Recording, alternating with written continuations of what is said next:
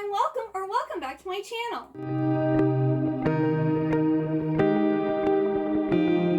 So this video is going to be a little long because this is my November and December reading wrap up. So I ended up not vlogging any in November or December, and I kind of forgot to make a November wrap up until December was almost over, and then I was just like, you know what, I'm just going to combine them together. So that's what I'm doing. So we're going to be talking about all the books that I read in November and December. I'm not going to go in order of how I read them. I created my two piles and we're going to go. So, one of the books I read in November was Empire of the Vampire by J. Kristoff. And this book was really good.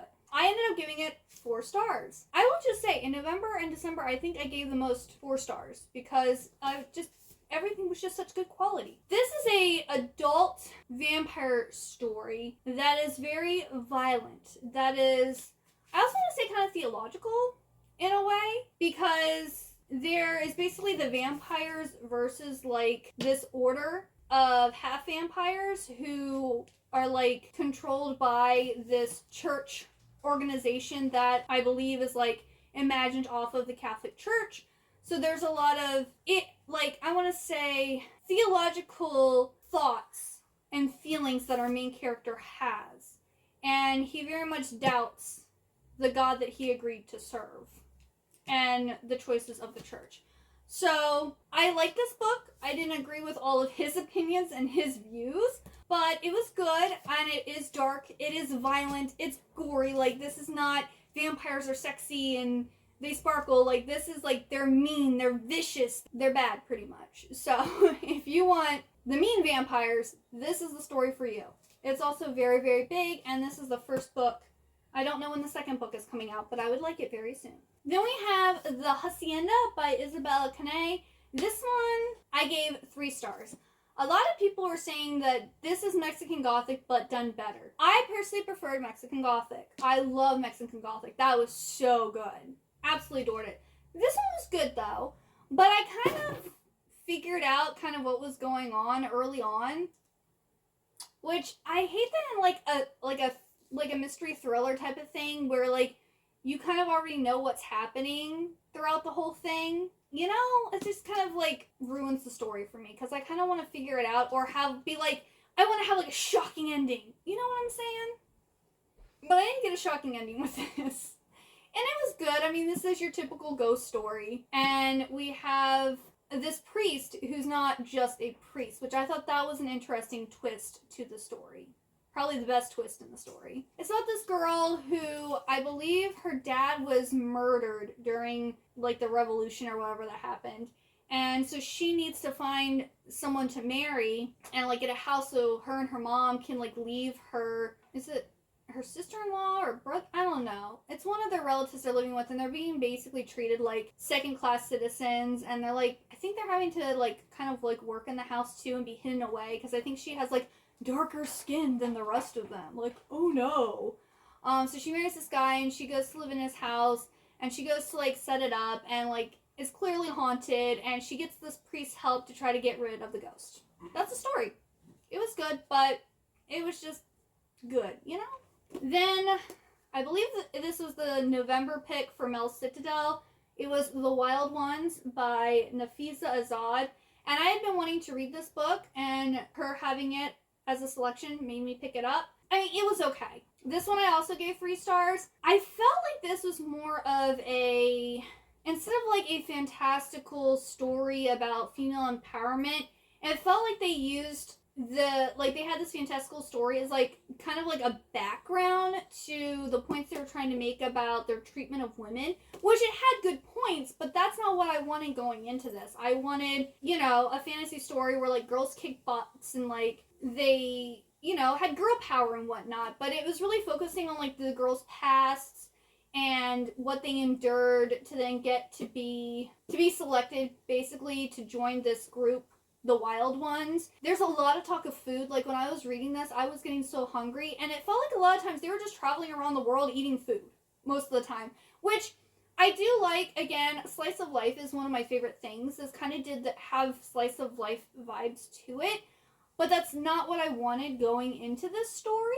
So if you want like a cool fantasy story, no. This is more like a feminist, inspirational slice of life with a fantastical setting, is what I would classify it as. So it was good, but it wasn't what I wanted or was expecting when I picked this up. So that's a me thing. But now you know, so maybe you'll feel differently, or maybe I'll read it again in the future. Because yet again, it was good. It is about female empowerment and the mistreatment of women and them getting revenge and stuff. So I back that.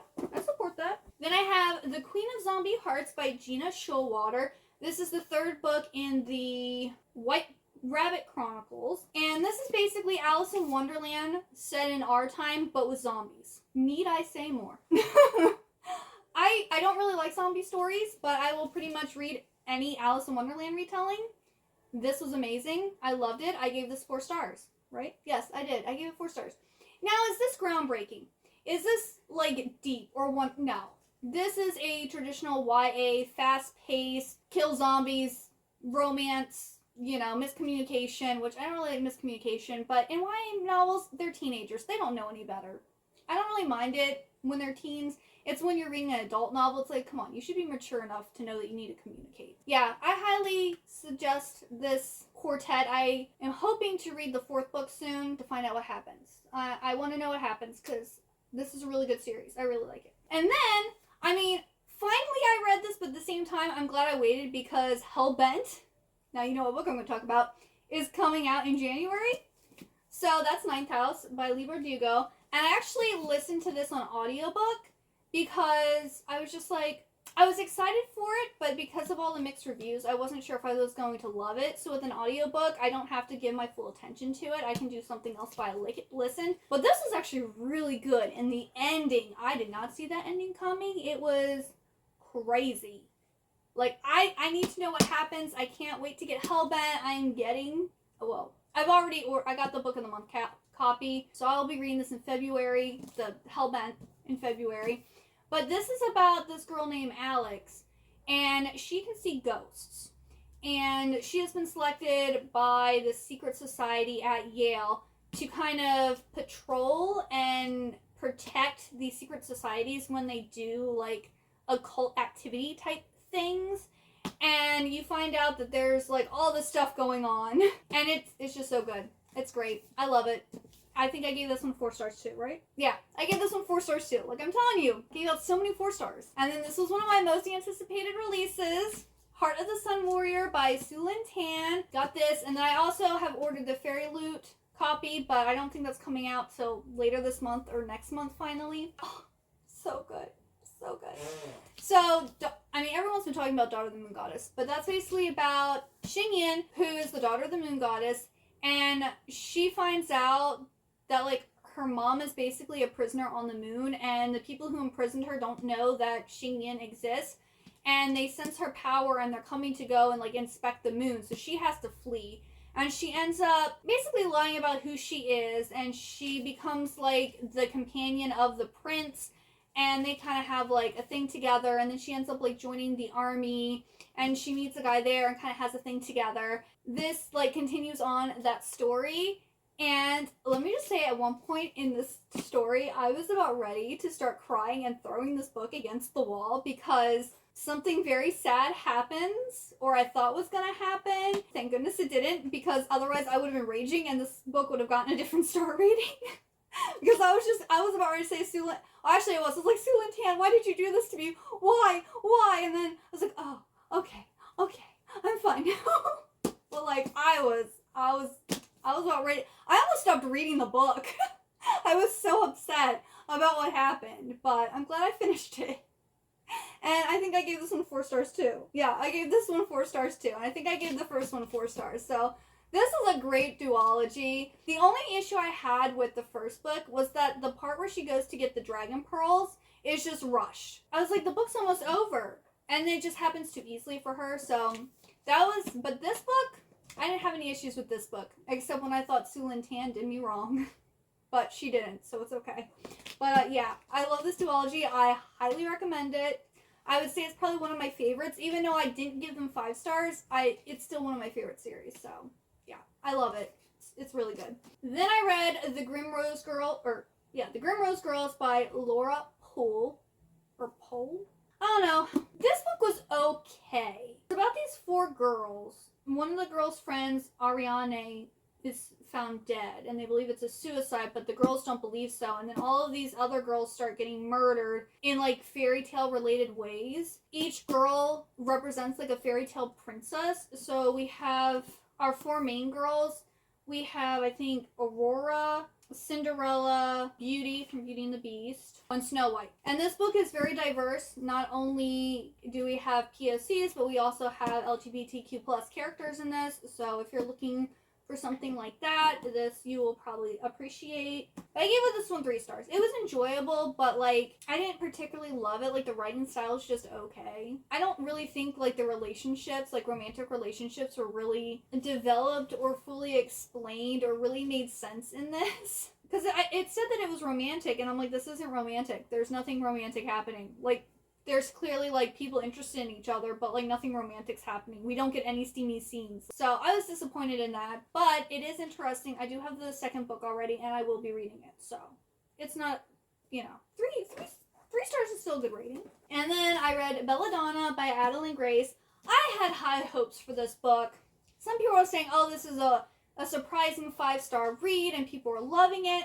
I just thought it was so slow. I think I gave this 3 stars. Yeah, I gave this one 3 stars too. Like, I enjoyed it, and I am willing to continue paying. Like, hopefully Fairy Loot comes out with the rest of the editions, because I think the next book in this series is Foxglove, and it's coming out in the fall. So I'm willing to keep buying the nice, expensive editions of this and keep reading it. But it just wasn't a blowout for me. But this is about a girl who basically teams up with Death to figure out who's poisoning her family members. And she also discovers like her different powers and that she's special. And yeah. I think what part of the problem was it wasn't fast paced enough for me. And like even though it was exciting and like the twist at the end was good, it just didn't.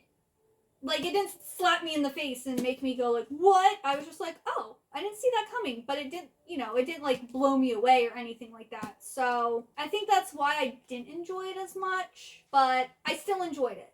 So, I still want to continue it. I still like it. And if you like a slower, gothic YA story, kind of a slow burn romance, kind of like enemies to lovers, I think you'll like this book. I mean, a lot of people gave it 5 stars, so clearly people like this book. Then I already took this over to my parents' house, so I'll put up a picture. But True Beauty Volume 1, I read this. I previously read it on the Webtoons app. So good. Love it. This is about a girl who's kind of average looking, and she's made fun of at school. And she ends up wanting to learn how to do makeup and how to, like, make herself look prettier without actually having to do, like, cosmetic surgery, because over in Korea it's very popular to get cosmetic surgery done, and I don't think they have the money to do that, but 2, she wants to like be comfortable with herself to not actually change herself permanently. And she ends up, while looking pretty, ends up with like 2 guys that are interested in her, and it's a really cute comic. I really like it. I love it. It's one of my favorites, and I'm so happy they're finally releasing like physical copies of it now. And the covers are so pretty too, so. I also read A Dance with the Fae Prince by Elise Kova. This one I gave 3 stars. I like this, but I totally saw the whole ending coming. And I didn't think the like relationship between the Fae Prince and our main girl character was really believable. And I was just so underwhelmed by the whole thing. Like, I still enjoyed it. That's why I got 3 stars. Because there wasn't necessarily anything wrong with it to like get a 2 or a 1 star. But at the same time, I was just like, this story is okay, and it's just so typical. It's so tropey that it's nothing special. And actually, I will talk about another book that's almost exactly like it in December. So, it's good, but I like to deal with the Elf King better, and I'm hoping the next book, I think it's a duel with the Vampire Lord, I love, because I love vampires. But I was disappointed in this book. I was thinking, you know, it was going to be another 4-star, and it let me down. And then I listened on audiobook to Plain Band Heroines. I believe this was the October pick for Mel Citadel. And this I did not like. I gave it 2 stars. At first I was intrigued. I really liked the narrator. But the issue is, I wanted to know who the narrator was. And I wanted to know what was up with the Yellow Jacket. People, we do not find out either of those 2 things. we are left hanging. Like, the two things that I cared about that I literally used to listen to the whole book because I wanted to know who the narrator was and what's up with these yellow jackets, I did not get. Total waste of, I don't know, I think this audiobook, I listened to it at 2 times speed. I think it was like 12 hours or something. I lost 12 hours of my life. Okay? You know, maybe I should have given this book 1 star. But like, so we have this mysterious narrator who's telling this story about this movie crew that's making a movie about events that happened back in like the Victorian time. So we have these, back in Victorian time, we have these 2 girls who kind of have this plain bad heroines like group. And 2 of the girls ends up like getting stung by yellow jackets and killed. And then some other girls are slowly killed at this school too, because they're all going to like this private girls academy type of thing. And so now in the future we have 4 girls who are all, I believe, lesbians or bisexual, but they all end up into each other, and they're playing the main characters. Well, 3 of them, or is it 3 girls? No, it's 3 girls, sorry, because 2 of them are actresses, and one of them is the writer who wrote the book about what happened back in the Victorian time.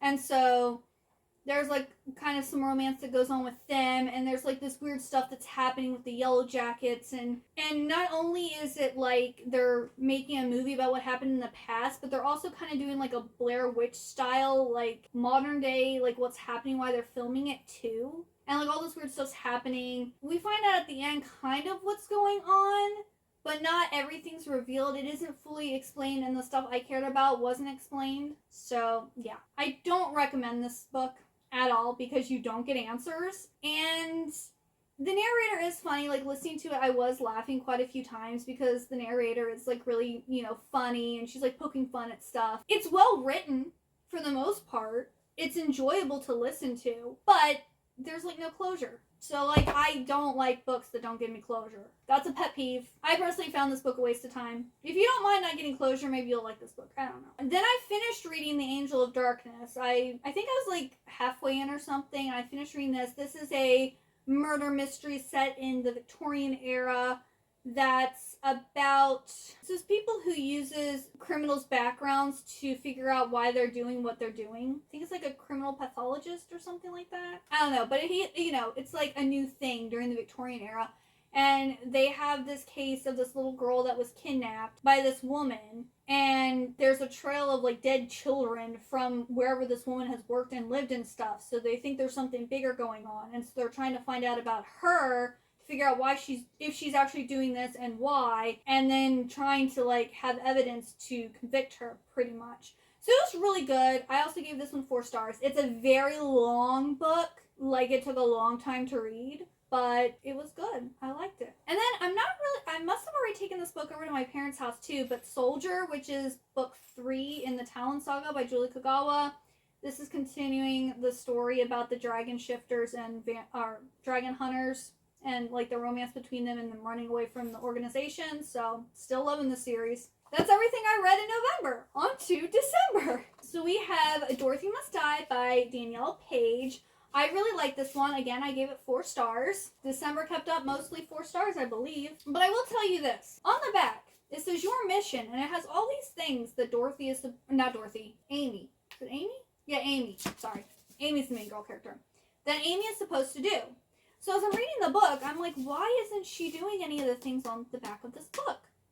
This book is pretty much just set up for the rest of the series. So at the end of the book, she then is told that this is her mission to defeat Dorothy. So in this one, Dorothy has become evil, and she's trying to suck all the magic out of Oz for herself.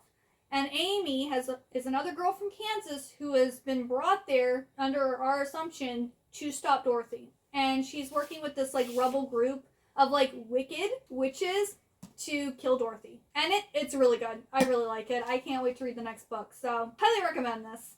Just the back is misleading. Then I read Vicious Spirits by Kat Cho. This is a beautiful cover.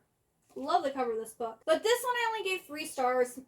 I didn't like it. I think I liked it a little bit better than Wicked Fox, but I still didn't love it. So this one basically continues the Wicked Fox story, and we're seeing about like what happens after the events of the first book. I don't know, someone said it mainly followed her or the main guy's friend, but it follows all the two main characters from the first book, and then it just has two new main characters. And in this one, they're trying to get, this is a spoiler, but it's not like super spoily, but basically they're trying to get Mi Young's pearl out of the afterlife, pretty much. So spoiler without really a spoiler, because if you haven't read the first book, you have no idea why her pearl's in the afterlife. It was okay, but this duology overall is just okay. Like, I probably will never read it again, but I'm still gonna keep the books because they're pretty. Then, can I just say, this is probably one of the most surprising books of 2022.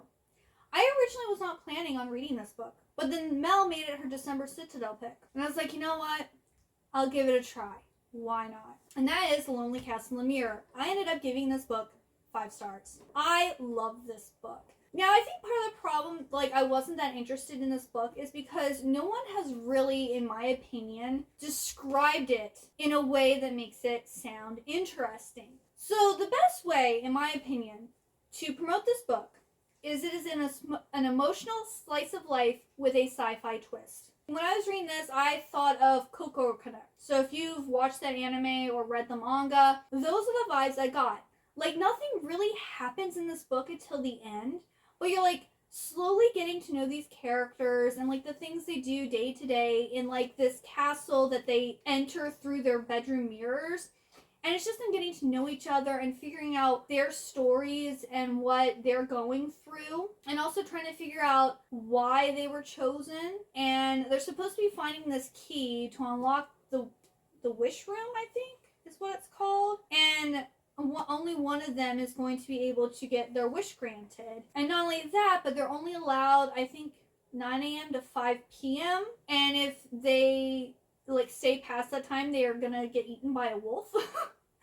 So there's also a little bit of this sinister element to it. It's like, why is there a certain time and why would they get eaten by a wolf? And there's, like, other things that, like, pop up that just aren't making sense. And it was just so good. And, like, figuring out what was happening and the ending, again, did not see that coming at all. It slapped me across the face. I was just like, what? I highly recommend this book. Again, it is very slow. You have to, like, slice of life. You have to not really mind not much happening until, like, the last 50 pages. Because then everything's revealed. Everything is just getting thrown at you. And it's great. I loved it. One of my favorite books of 2022. Then I read The Holiday Swap by Maggie Knox, and this was my pick for Happily Ever Afters, which Dance of the Fae Prince was my book club pick for Happily Ever Afters for November. I forgot to mention that. This was the pick for December, and this was really cute. It's basically about these two identical twins who pull a parent trap and switch places to help each other out, and then they meet men, handsome men, start a relationship, and they also, like, kind of figure out what they want in life. And it's sweet, it's wholesome. I really liked it. I gave it 3 stars, I think? No, I gave it 4 stars. Really sweet, cute romance. And I will say, starting off, it doesn't feel very, like, Christmassy. The second half of the book feels more Christmassy. So at first I was a little disappointed, but then it turned itself around. And then I read These Twisted Bonds by Lexi Ryan. And this is the second and final book in These Twisted Vows duology. And A Dance with the Fae Prince. I knew what was happening. It was so predictable. Literally, this is the exact same story as A Dance with the Fae Prince. It's almost the exact same thing. It has the exact same ending. I literally was reading, like, I know everything that's going to happen because I literally just read A Dance with the Fae Prince. And I was disappointed in that because I really liked these Hollow Vows. It was different. It was very enjoyable. I love that book. But, see, here's the thing. This book did it better. So I would suggest reading this series and just forget about A Dance with the Fae Prince. It's just not worth it. Because this is a duology and A Dance with the Fae Prince is a standalone. So I guess, do you want to read 2 books or do you want to read 1? But, like, the 2 books is superior in my opinion. But literally, this is exactly the exact same story. This just has an additional love interest. I was so disappointed. I wish I had read this one first because then I think I could have DNF'd A Dance with the Fae Prince, and I wouldn't have cared. Except that it was my book club pick, and I had to make a reading vlog about it. But then I could have talked about that and just ended it. Or I could maybe have changed the book club pick. I don't know. But I was just so disappointed because I love this series. Or maybe if I hadn't read the 2 books, like, basically back to back, it would have been okay. But because I read, like, basically the same story 1 month to the next, like... Yeah, I think I gave this one 3 stars. Did I? Oh, I gave this 3.5 stars. Because I gave Dance with the Fae Prince 3 stars. And I was like, this was done better, but I was still disappointed in it because it was exactly the same. So I just gave it a half point more. I had to do something. If I hadn't read A Dance with the Fae Prince, though, this probably would have gotten a 4 or a 4.5. But, like, I just can't, you know, when something's just that similar. So I don't know if someone copied. Did they talk to each other when they were making these books? I don't know, but... I was very disappointed in that. Yeah, beware. If you're interested in both of these, I would just go with these Hollow Vows. Then I read The Nobleman's Guide to Scandal and Shipwrecks. This is the 3rd and final book in the Montys Siblings series, and this is by Mackenzie Lee. And this follows Adrian, who is the 3rd and youngest sibling of the Montagues. He doesn't know that his older siblings, Monty and Felicity, exist, but they know that he exists. And he kind of finds out about them, and they go on an adventure together. Yeah, it's cute. It's got, is it anxiety or OCD representation? There's also a trigger for suicide in here. Okay, so our main character has generalized anxiety disorder with some obsessive compulsive tendencies. So we get some, you know, mental illness rep in here. We also have LGBTQ plus rep in here. And I just really like this series. It's all good. I liked all 3. I would say book 2 is still my favorite. Felicity is my favorite character. I really liked her. But this was a solid, you know, end to that trilogy. And I liked it. And I suggest this trilogy. Okay. And then I have Hunting Prince Dracula by Carrie Maniscalco. Again, I was kind of disappointed in this because I watched Wednesday shortly before I watched this. And reading this, I thought this was going to have, like, Wednesday vibes. But... I don't know, like, I felt this way with the first book, too. Like, I liked it, but I didn't love it. And I don't know if it might be the writing style, but we have Audrey. Her and Thomas have been selected to this, like, autopsy school that's in Dracula's castle. And there's these weird, like, vampire murders happening, and they're trying to, like, solve what happened. So it's, like, this gothic story set in Dracula's castle that's like this exclusive elite school. I just thought that, I was like, oh, Wednesday was so good, and I kind of want those same vibes, and I thought this was going to do it, and it just didn't. I think I gave this one 3 stars too. No, I gave this one 3.5 stars. I do like the relationship between Audrey and Thomas, and it had good elements to it, but I think overall it was just the writing style wasn't for me. I'm still going to finish it because I have all the books. Then I guess I did the reread of Chain of Gold and Chain of Iron. So Chain of Gold, I started reading in November, but I finished in December, and then I read all of Chain of Iron. But I actually listened to the audiobook for both of these because I was like, I already know what happened, but I want to refresh myself because Chains of Thorns is coming out so close. Oh, it's almost here, and I'm so excited. And I'm actually glad I did because I remembered everything that happened in Chain of Gold. But the ending of Chain of Iron, there was like a key element that happened that I had totally forgotten happened. I'm like, wow, I'm really glad I reread that because I totally forgot that that was a thing. So this is a prequel to the Mortal Instruments series, but a sequel to The Infernal Devices. And this is Cassandra Clare's most recent trilogy set in her Shadowhunter universe. Takes place during the Edwardian period, and our main characters... We have a lot of main characters. Like, Cassandra Clare always has a big cast of main characters, but our 2 main ones are Cordelia and James. Then we have a whole bunch of other main side characters, and there's like a whole bunch of teen angst, and people who think they're in love, but they're not, and people playing with each other's emotions, and the ending of Chain of Iron is... I need to know what happens!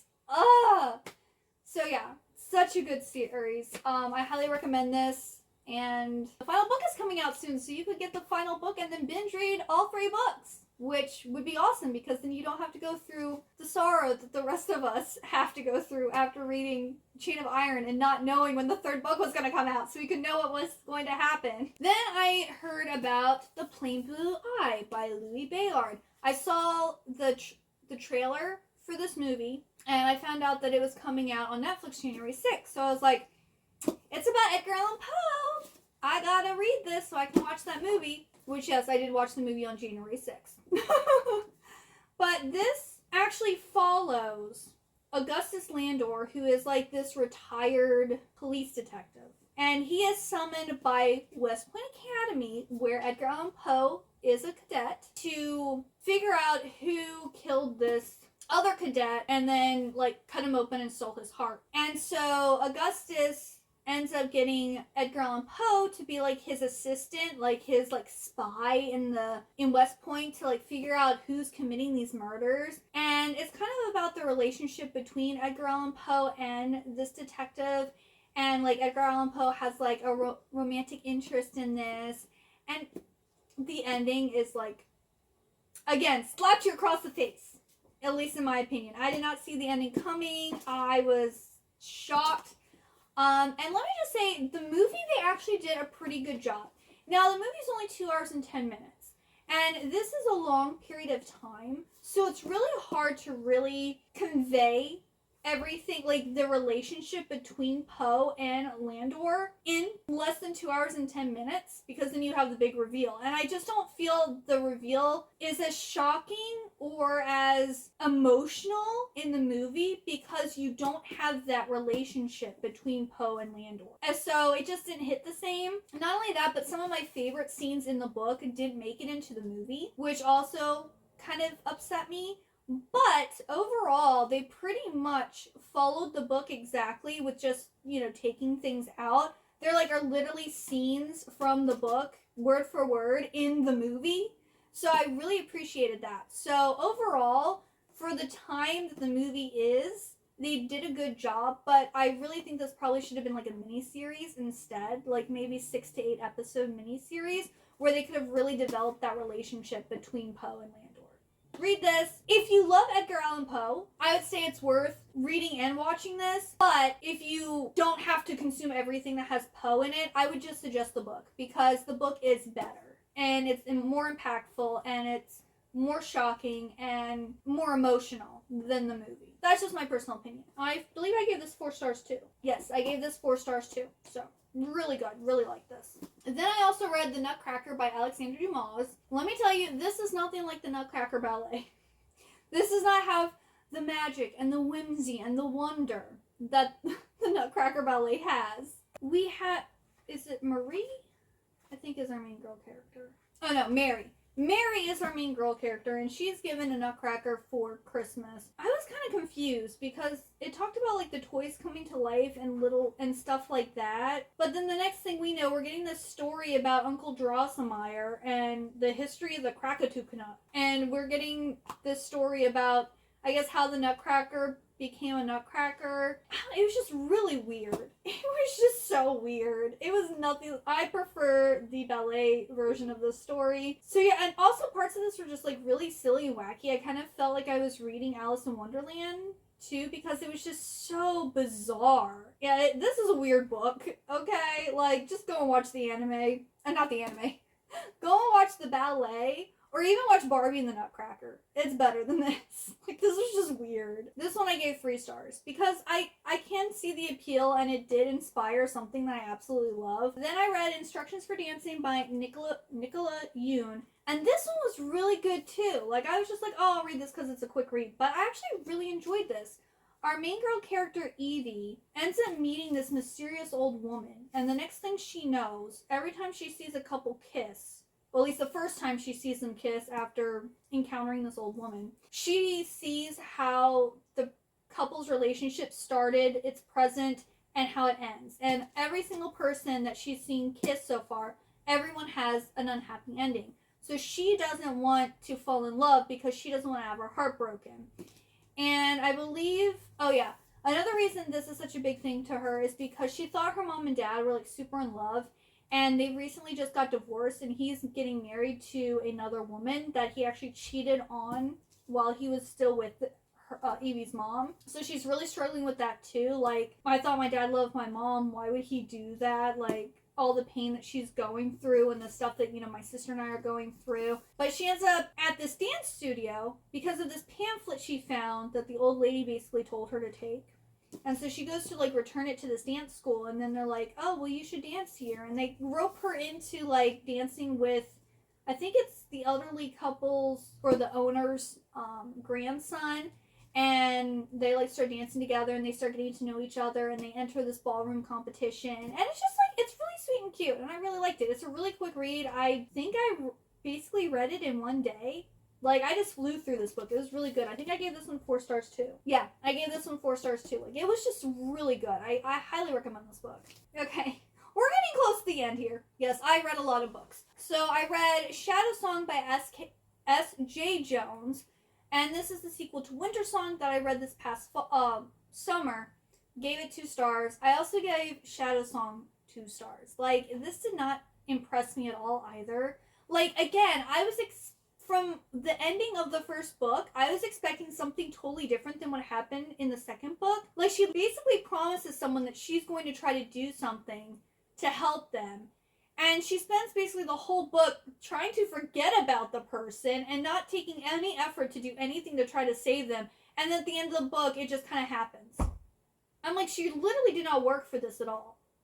I saw this on, like, one of the best, like, fantasy duologies, like, ever written. And I'm like, what about this duology is good? Both books got 2 stars from me. They aren't what the description says they are, really. And I just feel like the pacing was off. I don't get it. I don't get this series. If you like this series, please tell me why. I don't get it. If I had physical copies of this, I would be unhauling it because I disliked it that much. And I expected so much more from this. I think this is, because this is about goblins, but I wrote those in with fairies and stuff. This is I don't know. I just don't like this series. I don't. And usually I love anything with fae and goblin, trolls, any type of fae creature. And this, no. I don't recommend the series. Don't waste your time. No. And then I read Unravel the Dusk, which is the second and final book in the Spin the Dawn series. This one was really good. I really like this one. It continues on the story of the first book. And we also find out in this one that this is in the same world as the Six Crimson Cranes duology. Because they actually talk about Shiori, and they talk about Shiori's tale.